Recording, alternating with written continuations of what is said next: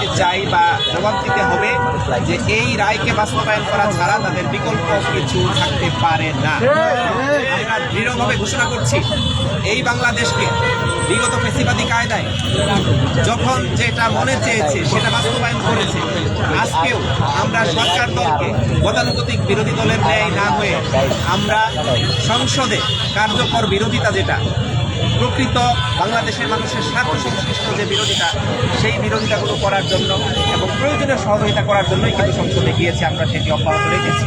কিন্তু অত্যন্ত পরিতাপের বিষয় হলো, এক এক করে মৌলিক যে মানবাধিকারগুলো ফ্যাক্টর যেখানে হওয়া দরকার ছিল সেগুলো আলোচনা বাদ দিয়েই একতরফাভাবে তারা ভোট সহ, গুম কমিশন সহ, পুলিশ কমিশন সহ যেগুলো মানুষের স্বার্থকে জলাঞ্জলি দেওয়ার জন্যই আগামী দিনে আয়োজন করা হচ্ছে, সেই আয়োজন যাতে না করতে পারে আমরা সেটা চেয়েছিলাম। কিন্তু আজকে অত্যন্ত পরিতাপের বিষয় হলো, আজকে 30 পঞ্জিকা দিবসের মধ্যে যেটি শেষ হওয়ার কথা সেটি রাত 12টায় শেষ হয়ে যাবে।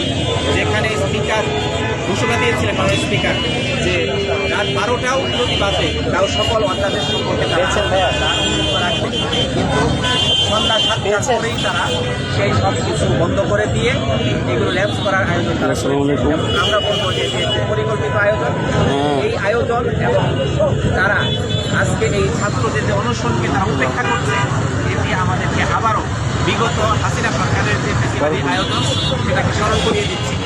আমরা এই জন্য আজকে এখান থেকে সম্মতি জানিয়ে সারা দেশবাসী, মিডিয়া কর্মী, আমি আজকে খুব অত্যন্ত পরিতাপের বিষয় আজকে এখানে মেইন স্ট্রিম মিডিয়াগুলো উপস্থিত নেই, তাহলে মিডিয়াকেও তারা কন্ট্রোল করছে।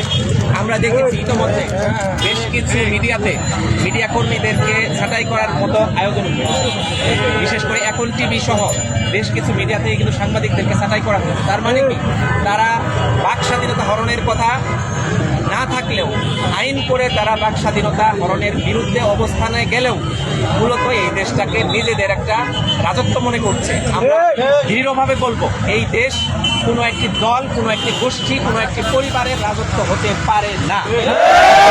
আমাদের এই দেশ আপামর জনতার, এদেশের খেটে খাওয়া মানুষের, ছাত্র জনতার, শ্রমিকের। সুতরাং সবাই মিলে আমরা যেটা সিদ্ধান্ত নিব সেই সিদ্ধান্তই থাকবে। যদি এই দেশে কোনো উদ্যোগ নিতে চায়, আমরা সকল বাংলাদেশি দেশপ্রেমিক জনগণ এবং আধিপত্যবাদ বিরোধী সকল জনগণকে সাথে নিয়ে যে আন্দোলনে বিগত জুলাই গণ অভ্যুত্থানে আমরা সম্পৃক্ত হয়েছিলাম, জুলাই আগস্টে, আমরা ঠিক একইভাবে যদি আমরা দেখি যে ফ্যাসিবাদী কায়দা আবার নতুন করে চাঙ্গা করার উদ্যোগ নেওয়া হচ্ছে, তার শুরুতেই ভেঙে দেওয়ার জন্য আমরা সবাই সোচ্চার থাকবো ইনশাআল্লাহ। আমরা আজকে এই অনশনকারী 3 জন শিক্ষার্থীর সাথে সংহতি জানাচ্ছি এবং আগামী দিনে আমাদের এই সংহতি অব্যাহত থাকবে। ধন্যবাদ সবাইকে।